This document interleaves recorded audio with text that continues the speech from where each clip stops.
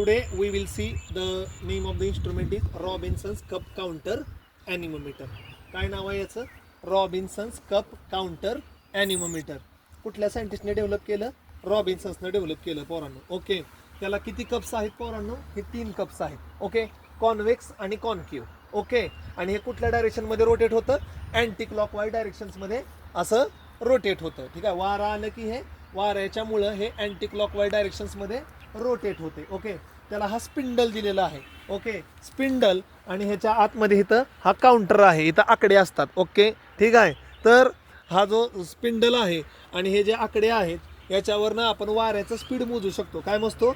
Wind speed, वाऱ्याचा वेग. Okay, हे ग्राउंडपासनं जमिनीपासून किती फूट उंचीवर आहे? 10 फूट उंचीवर आहे, जेणेकरून गवत, क्रॉप, झाडं, झुडपं याचा ऑब्स्ट्रॅकल येऊ नये किंवा वारं थटू नये. त्यामुळं फ्री फ्लोईंग ऑफ विंड, बघा डावीकडून किंवा ह्या बाजूकडून वारं येऊन पलीकडे वाहिलं पाहिजे, फ्री फ्लोईंग ऑफ विंड झाली पाहिजे. त्यासाठी हे जमिनीपासून 10 फूट उंचीवर बनवलेलं असतं.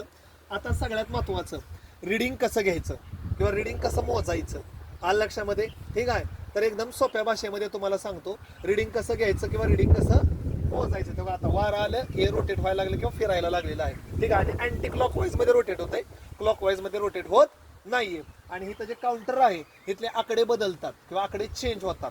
आलं लक्षामध्ये? इथपर्यंत समजलं? तर आता आपण हे बघूया हे जर मोजायचं कसं. कोणतरी कॅल्क्युलेटर काढाय का ना? ठीक आहे, मोबाईल मधला. तर ठीक आहे, आता आपण काय करूया, रिडिंग बघूया. तर रोज सकाळी मॉर्निंग 7:30 7:30 वाजता इथं यायचं कप काउंटरच्या पशी आणि काय करायचं, त्याचं रिडिंग घ्यायचं. ठीक आहे, आता एक रिडिंग सांगतो, लिहून घ्या. 75,112. ठीक आहे, लिहिलं का? म्हणजे 7511.2 करा. ठीक आहे, शेवटचं लाल जे आहे ते डेसिमल आहे. म्हणजे किती कळलं, किती रिडिंग घ्यायचं आहे? 7511.2 घेतलं. कळलं का? पुन्हा सांगतो, 7511.2. ठीक आहे, तर शेवटचा जो आकडा असतो तो डेसिमलचा असतो. त्याच्यानंतर काय करायचं, आज सकाळी 7:30ला घेतलंय तर उद्या सकाळी 7:30 वाजता इथे यायचं. कधी यायचं? उद्या सकाळी. समजा आपण असं समजून घेऊया, सोप्या भाषेत घेऊया. 7611.3 करा, वजा करा. 7611.3 करा, वजा करा दोन्हीची. किती येत आहे? हा, अरे मोठ्यातनं बारकं वजा करा ना पोरांनो. किती येत आहे? 100.1 भागिले 24 करा, भागिले 24 करा. किती येत आहे?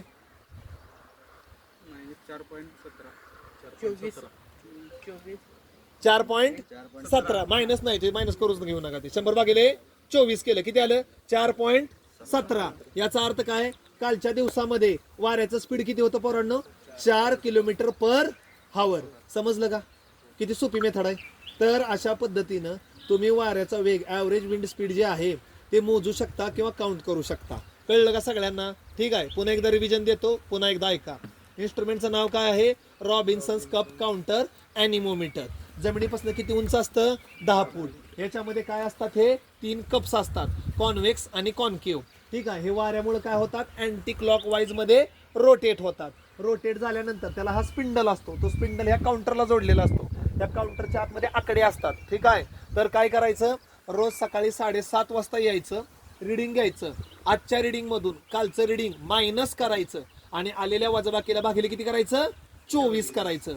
ते जे आहे ते तुमचं काय निघणार आहे? Average wind speed. Average wind speed का? वारं कायम वाहत असतं आणि वारं कायम थांबलेलं असतं, असं नसतं. वारं वाहतं पण थांबतं पण, वाहतं पण थांबतं पण. त्यामुळं जे विंड स्पीड निघतं ते किती निघतं? Average wind speed. आता जर दुसरी एक मेथड सांगतो तुम्हाला. दुसऱ्या मेथडमध्ये काय केलं जातं?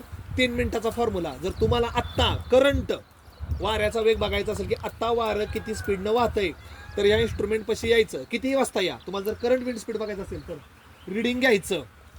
ठीक आहे, पुन्हा किती वेळ वाट बघायची? 3 मिनिटं वाट बघायची. 3 मिनिटं वाट बघितल्यानंतर पुन्हा एकदा रिडिंग घ्यायचं.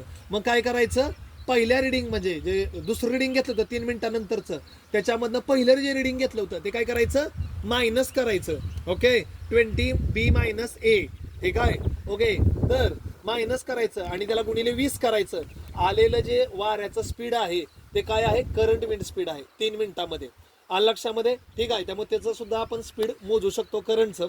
आता तू म्हणता सर 20 कुठनं आलं, आपण रिडिंग किती मिनिटामध्ये घेतलं, 3 मिनिटामध्ये घेतलं. एका तासामध्ये मिनिटं किती, 60 मिनिटं. 60 भागिले 3 किती झालं, 20.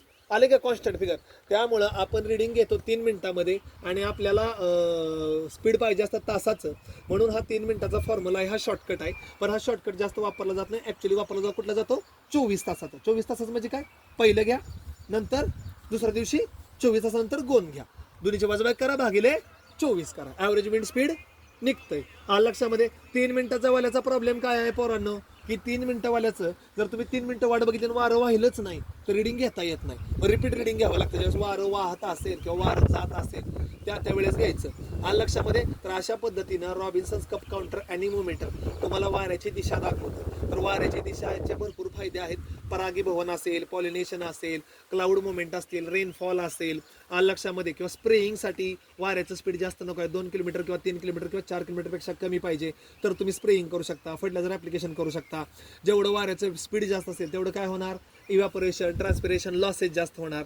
सो अशा पद्धतीनं हे आज आपण काय बघितलं, विंड स्पीड कसं मोजतात. क्लोज कर.